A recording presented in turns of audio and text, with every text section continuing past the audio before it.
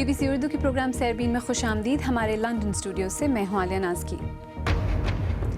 India کی ریاست مہاراشٹر میں ملک کے سب سے بڑے فوجی اسلحہ خانے میں آگ لگنے سے تباہی, کم از کم 17 فوجی ہلاک, متعدد زخمی. عراقی شہر فلوجہ کو نام نہاد دولت اسلامیہ تنظیم سے آزاد کرانے کے لیے سرکاری دستوں سے شدید لڑائی, عراقی فوج کا پیش قدمی کا دعویٰ. اور دیکھیے گا کہ پاکستانی سوشل میڈیا پر شہرت حاصل کرنے والی قندیل بلوچ میں ایسی کیا خاص بات ہے. انڈیا کی مغربی ریاست مہاراشٹر میں گزشتہ رات ایک اسلحہ خانے میں بھیانک آگ لگ جانے سے کم 17 فوجی ہلاک ہو گئے ہیں. یہ ایمونیشن ڈیپو ناگپور سے تقریباً 100 کلومیٹر دور واقع ہے.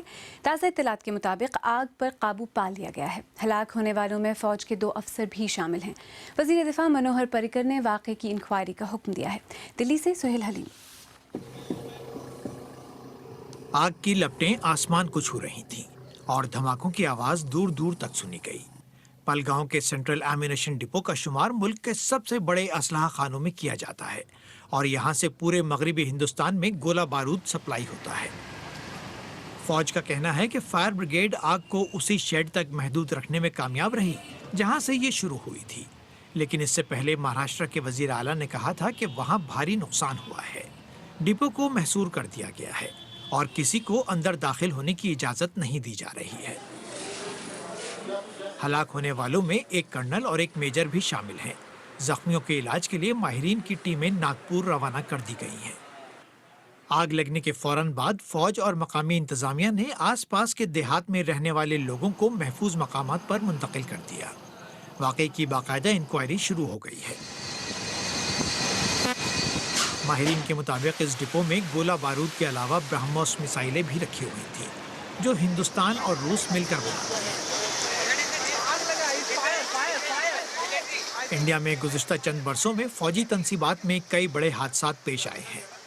2013 میں ممبئی میں ایک آبدوز میں آگ لگ جانے سے بحریہ کے 15 اہلکار ہلاک ہو گئے تھے. یہ پہلی مرتبہ نہیں ہے کہ فوج کے اسلحہ خانے میں آگ لگی ہو. اس سے پہلے 2007 میں پلوامہ اور 2010 میں کلکتہ کے ایمونیشن ڈپو بھی جل کر تباہ ہو گئے تھے. سہیل حلیم, BBC نیوز, دلی. اگر آپ یہ رپورٹ یا آج کا پروگرام دوبارہ دیکھنا چاہیں تو ہمارے YouTube چینل پر آئیے. پتہ ہے youtube.com/BBC اردو. اگر آپ ہمارا پروگرام موبائل پر دیکھتے ہیں تو ہم نے آپ کے لیے ایک خصوصی موبائل پلے لسٹ بھی تیار کی ہے جو ہمارے YouTube پیج پر موجود ہے. اور اب کچھ مختصر خبریں بھی. پاکستان کے وزیر اعظم میاں نواز شریف کا مرکزی لندن کے ایک نجی ہسپتال میں اوپن ہارٹ سرجری کا آپریشن کامیاب قرار دیا گیا ہے. وزیر اعظم کی صاحبزادی مریم نواز کی طرف سے ایک ٹویٹ میں کہا گیا کہ خدا کے کرم سے سرجری کامیاب رہی ہے. شریف فیملی کے خاندانی ذرائع کے مطابق آپریشن صبح 8 بجے شروع ہوا اور تقریباً 5 گھنٹے تک جاری رہا. فرانس میں ٹرانسپورٹ ورکرز کی ہڑتال کے باعث بڑے پیمانے پر معمولات زندگی متاثر ہونے کا خدشہ ہے. ریلوے ورکرز اور ہوائی اڈوں پر ٹریفک کنٹرولرز اس ہڑتال میں شامل ہیں جو اسی ہفتے میں ہوگی. بیلجیم میں بھی کٹوتیوں کے خلاف ہڑتال کی جا رہی ہے. ارجنٹینا کی فٹ بال ٹیم کے کپتان اور بارسلونا کلب کے اسٹرائکر لائنل میسی آج اسپین کی ایک عدالت میں پیش ہوئے ہیں. ان پر الزام ہے کہ انہوں نے $5 ملین کا ٹیکس ادا نہیں کیا, لیکن میسی اس الزام کی تردید کرتے ہیں. اور اس باؤنسی کاسل کے بارے میں دعویٰ کیا جا رہا ہے کہ یہ دنیا کا سب سے اونچا ہے. برطانیہ میں اسے بنانے والوں کا دعویٰ ہے کہ یہ دیواریں چین سے بھی اونچا ہے, لیکن grains book of world records کی جانب سے ابھی اس کی تصدیق ہونا باقی ہے. عراقی شہر فلوجہ کو نام نہاد دولت اسلامیہ سے چھڑانے کے لیے عراقی فوج اور شیعہ ملیشیا کا آپریشن جاری ہے. دوسری جانب امدادی کارکنوں کو خدشات ہیں کہ دولت اسلامیہ وہاں پھنسے ہوئے عام لوگوں کو انسانی ڈھال کے طور پر استعمال کر رہی ہے. جو لوگ وہاں سے بھاگ نکلنے میں کامیاب ہوئے ہیں ان کا کہنا ہے کہ شہر میں موجود خوراک کے ذخیروں کو دولت اسلامیہ کے جنگجو خود استعمال کر رہے ہیں, جبکہ عام لوگ خوراک کی کمی کا شکار ہیں. تفصیل کے ساتھ حسین عسکری. فلوجہ میں دولت اسلامیہ کی پناہ گاہوں پر فضائی حملوں کی یہ فوٹیج عراقی وزارت دفاع نے جاری کی ہے. عراقی فوج کو امریکہ کی قیادت والے اتحاد کے فضائی حملوں کی بھی مدد حاصل ہے اور وہ فلوجہ کے مرکزی علاقے کی طرف پیش قدمی کر رہی ہے. गुज़िश्ता कई दिनों से इराकी फ़ौज शिया मलेशिया की मदद से फलूजा के मज़ाफ़ाती इलाकों को हासिल करने की कोशिश कर रही है। उनकी कोशिश है कि वो शहर के गिर्द ऐसा हिसार बना दें कि दौलत इस्लामिया के जंगजुओं को निकलने का मौका न मिल सके और उन्हें मुकम्मल शिकस्त हो। ताज़ा इत्तलात के मुताबिक इराकी फ़ौज जनूबी डिस्ट्रिक्ट अलचौदा के करीब पहुँच गई है, लेकिन वो अभी तक शहर के मरकज़ तक नहीं पहुँच सके हैं। फ़ौज का कहना है कि शुमाल मगरिब में पेशरफ्त काफ़ी आहिस्ता है, क्योंकि पहले मज़ाफ़ाती इलाकों को अपने काबू में करना उनकी तरजीह है। हमारे जंगी जहाज़ों ने फलूजा के ऑपरेशन की मदद के लिए 240 मरतबा फ़िज़ाई हमले किए हैं। फलूजा में दाखिल होने के लिए फ़ौजी ऑपरेशन शुरू हो चुका है।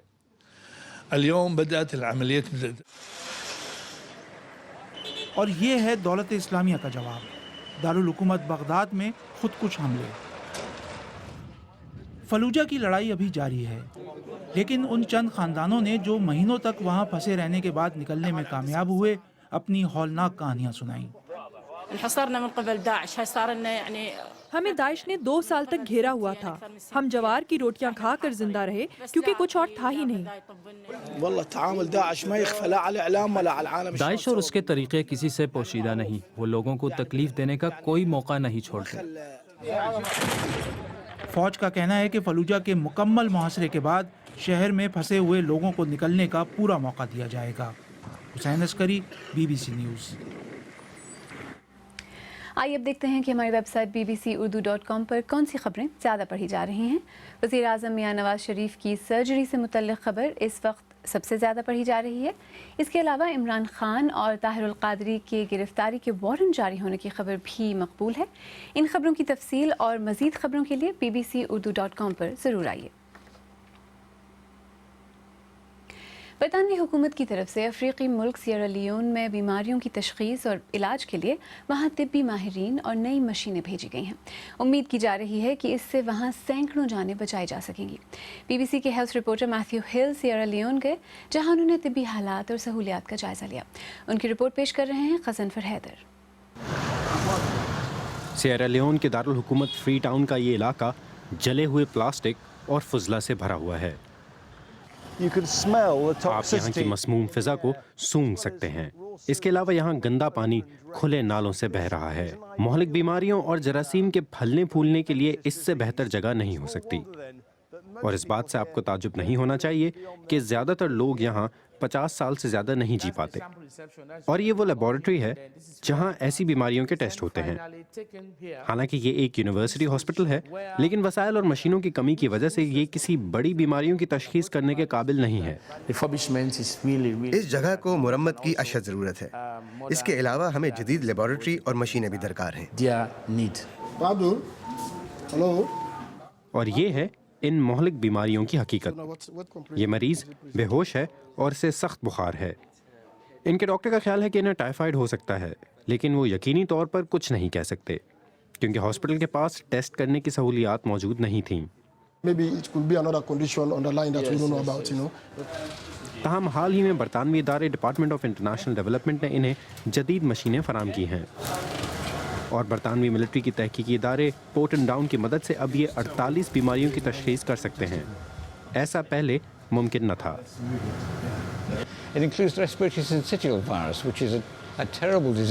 ये रेस्पिरेटरी सिंसिटियल वायरस की भी तशख़ीस कर सकता है, जो कि ख़ास तौर से नौमौलूद बच्चों के लिए इंतहाई ख़तरनाक है। इसके अलावा इन्फ्लुएंजा और जिल्द की बीमारियों के लिए भी ये बहुत मौसर है। लेकिन बहुत से समाजी मसाइल भी हैं। मकामी लोगों ने एबोला से हलाक होने वाले अफराद की लाशों को खोद कर निकाला और इन्हें गुस्ल देने के बाद ये पानी खुद पी गए। इन्हें ऐसा करने के लिए वहाँ की रवायती तिबी शख्सियात ने कहा।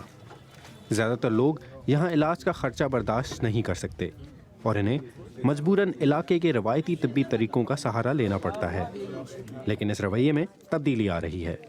ये हकीम अब अपने इलाके के अस्पताल से तस्दीक शुदा है और उन्होंने मौलिक बीमारियों का इलाज ना करने पर रजामंदी जाहिर की है। वो सिर्फ कीड़ों से लगने वाली छोटी बीमारियों का इलाज करेंगे। ये कह रहे हैं कि पहले ऐसा नहीं था। लोग सारी बीमारियों के लिए हकीमों के पास जाते थे। अब सूरत हाल बदल रही है। उम्मीद की जा रही है कि बीमारियों को सही तरीके से समझने से न सिर्फ ان کی تشخیص میں مدد ملے گی بلکہ اس سے کئی زندگیاں بھی بچیں گی۔ سیئرا لیون سے بی بی سی کے ہیلتھ رپورٹر میتھیو ہل کی رپورٹ۔ آپ بی بی سی اردو کا پروگرام سربین دیکھ رہے ہیں۔ پروگرام میں آگے چل کر دیکھیے گا، قرن افریقہ میں قحط سے متاثر لوگ امداد کے منتظر ہیں، اور پاکستانی سوشل میڈیا میں طوفان پیدا کر دینے والی قندیل بلوچ سے بھی آپ کی ملاقات کرائیں گے۔ یہ سب ایک مختصر وقفے کے بعد، ہمارے ساتھ رہیے گا۔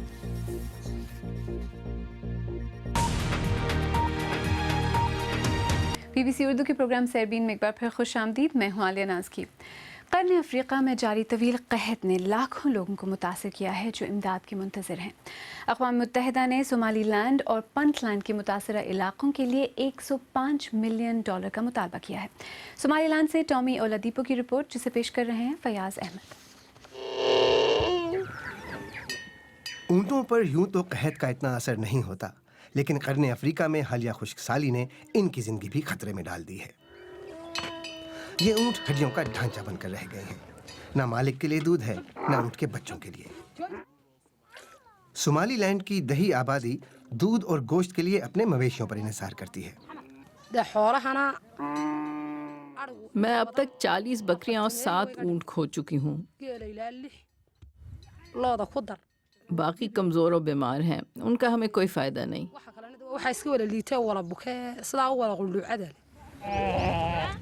یہاں سے کچھ ہی دور ایک اور آبادی ہے جہاں اسی طرح کے حالات سننے کو ملتے ہیں۔ ان کی یاداشت میں یہ قحط سب سے کڑا ہے۔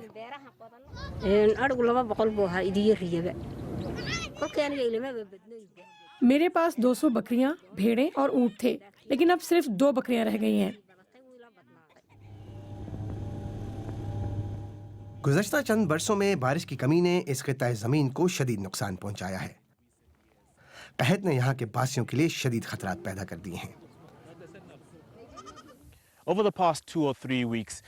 پچھلے 2-3 ہفتوں میں یہاں کچھ بارش ہوئی ہے، جس کی وجہ سے یہ سبزہ دیکھا جا سکتا ہے، لیکن بارش سے مردہ جانوروں کے ڈھانچے بھی بہہ کر یہاں آ گئے ہیں۔ ان ڈھانچوں کی تعداد سے قحط کی شدت کا اندازہ لگایا جا سکتا ہے۔ یہاں کے لوگ پریشان ہیں کہ اگر حالیہ بارشوں کا یہ سلسلہ رک گیا تو ان کے بچے کچے مویشی بھی ہلاک ہو جائیں گے۔ جہاں بارشوں سے کچھ راحت ملی، وہیں ان سے ہائپر تھرمیا اور دیگر بیماریاں بھی پھیلیں، جن سے مزید جانور ہلاک ہو رہے ہیں۔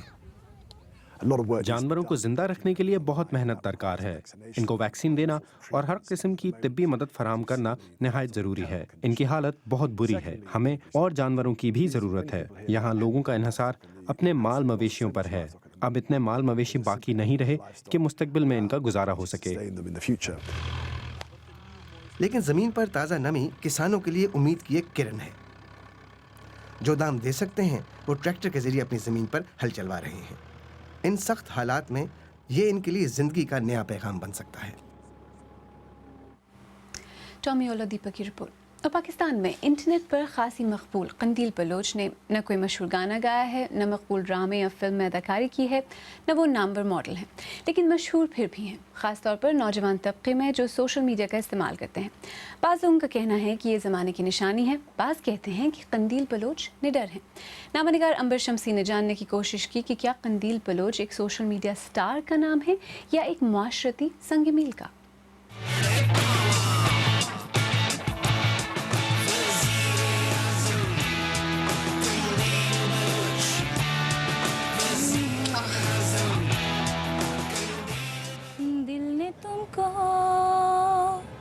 چن لیا ہے تم بھی اس کو۔ فیس بک پر 5 لاکھ سے زیادہ فالوور۔ پاکستان میں گوگل پر سب سے زیادہ تلاش کیے جانے والی 10 میں سے ایک شخصیت۔ کیا یہ پاکستان کی پہلی سوشل میڈیا سٹار ہے؟ آپ کو پتہ ہے کہ شوبز میں کس طرح سے لوگ ہوتے ہیں، وہ لڑکیوں کو کس طرح سے مس یوز کرتے ہیں اور کس طرح کی آفرز ہوتی ہیں اور کیا کیا بولتے ہیں کہ پارٹیز میں آؤ، یہ کرو وہ کرو۔ ڈائریکٹلی تو کسی کی ہمت نہیں ہے کہ مجھے اس طرح کی بات کرے، بٹ انڈائریکٹلی میں نے بہت زیادہ پرابلم اس طرح سے فیس کی ہے۔ تو وہ ان چیزوں سے ڈس اپوائنٹ ہو کے تو پھر میں نے سوشل میڈیا کا انتخاب کیا، اور میں نے اپنے ماں باپ کی جو انہوں نے مجھے فریڈم دیا، میں نے اس کا ناجائز استعمال کیا، میں مانتی ہوں، بٹ اب میں ہاتھوں سے نکل چکی ہوں، اب کچھ نہیں ہو سکتا۔ قندیل بلوچ پر گانا بنانے والے موسیقار امریکہ میں مقیم ہیں اور سروں کی طرح وہ پاکستانی معاشرے کی تال سے اچھی طرح واقف ہیں۔ قندیل بلوچ نہ صرف ایک خود سر خاتون ہے بلکہ وہ اپنی خود سری کا جو مظاہرہ ہے وہ انٹرنیٹ پہ کرتی ہے، اور یہ دو چیزیں ہیں جن کے ساتھ پاکستان کی بڑی مشکل قسم کی تاریخ رہی ہے، ایک تو خود سر خواتین اور دوسرا انٹرنیٹ۔ ان دونوں کو زیادہ دیر برداشت نہیں کیا جاتا پاکستانی معاشرے میں۔ قندیل بلوچ متنازع تو ہیں، لوگ ان کے ویڈیو دیکھتے بھی ہیں، شیئر بھی کرتے ہیں، لیکن ساتھ ساتھ ان کے فیس بک پیج کو بین کرنا بھی چاہتے ہیں، تو کیا یہ معاشرے میں ایک دوہرا معیار نہیں ہے؟ Well definitely I believe it's a double standard. لوگ سب دیکھیں گے، جو پسند کرتے ہیں وہ تو دیکھیں گے، لیکن جو پسند نہیں بھی کرتے، if the video would have been release then they would have rushed to see that in first hour. اگر آپ ان سے پوچھیں آپ کیوں دیکھ رہے ہیں تو کہیں گے ہم اسے نفرت کی نگاہ سے دیکھ رہے ہیں۔ اٹریکشن حاصل کرنے کے لیے جسٹ گو آن فیس بک اور کچھ بھی ایسا پوسٹ کر دو، آئی تھنک یہ ٹوٹلی ناٹ ایکسیپٹیبل نہیں ہے، اور it should be banned from Facebook. ایک ایسا ملک جہاں خواتین اپنی تصاویر سوشل میڈیا پر لگانے سے گھبراتی ہیں۔ قندیل کے بقول وہ ایک کھلی کتاب ہے۔ عنبر شمسی، BBC نیوز، اسلام آباد۔ آخر میں آپ کو یاد دلاتے چلیں کہ انڈیا میں ملک کے سب سے بڑے اسلحہ خانے میں آتش زدگی اور دھماکے آج کے سیربین کی بڑی خبر تھی۔ ریاست مہاراشٹر میں فوجی اسلحہ خانے میں آگ لگنے کے واقعے میں 2 افسران سمیت 17 فوجی ہلاک ہو گئے ہیں۔ حکام کے مطابق اس واقعے میں 17 فوجی زخمی بھی ہوئے ہیں۔ آتش زدگی کا یہ واقعہ مہاراشٹر کے ضلع وردھا میں واقع سینٹرل ایمونیشن ڈیپو میں منگل کی صبح پیش آیا۔ تاحال آتش زدگی کی وجوہات کا پتہ نہیں چل سکا ہے اور متاثرہ مقام پر امدادی کارروائیاں جاری ہیں۔ اگر آپ چاہیں تو مجھ سے اور ہماری ٹیم کے دیگر ساتھیوں سے ٹویٹر پر بھی رابطہ کر سکتے ہیں۔ میرا ٹویٹر ہینڈل ہے @عالیہ۔ اس کے ساتھ ہی سیربین اختتام کو پہنچا۔ پروگرام میں پیش ہونے والے موضوعات پر اگر آپ اپنے خیالات کا اظہار کرنا چاہیں تو فیس بک پر ہمارا صفحہ حاضر ہے۔ آپ ہمارے ٹویٹر ہینڈل @BBC اردو کے ذریعے بھی ہم سے رابطہ کر سکتے ہیں۔ کل پھر حاضر ہوں گے، تب تک تازہ ترین خبروں، تجزیوں، تبصروں، تصاویر اور ویڈیوز کے لیے ہماری ویب سائٹ bbcurdu.com دیکھتے رہیے۔ عالیہ ناز کی کو اب اجازت دیجیے۔